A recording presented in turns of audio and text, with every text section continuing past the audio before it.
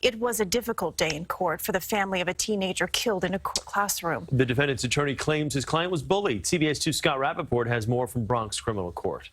The mother of slain teen Matthew McCree arriving in court today for opening statements in the trial of her son's alleged killer, 19-year-old Abel Cedeno, accused of fatally stabbing McCree and injuring another student, Ariane Laboy, during a fight inside the classroom at the Urban Assembly School for Wildlife Conservation back in September 2017. Do you have anything to say, Mr. Cedeno?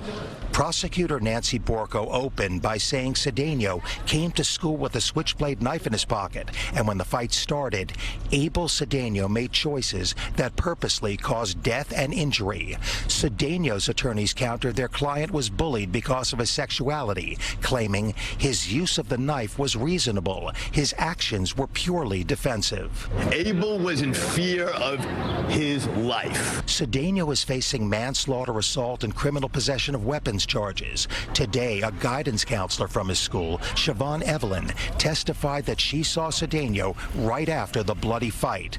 I looked at Abel and I said, "Did you stab somebody?" And he said yes. And that later, he started saying, "I shouldn't have done it. I've gone too far." Later, graphic pictures showing Laboy and McCree in the hospital, their gruesome bloody stab wounds fully evident, were shown in court. It was all too much for McCree's visibly shaken family, who wept quietly outside the courtroom. My son was gutted like a fish. My son was ripped like an animal inside of a classroom.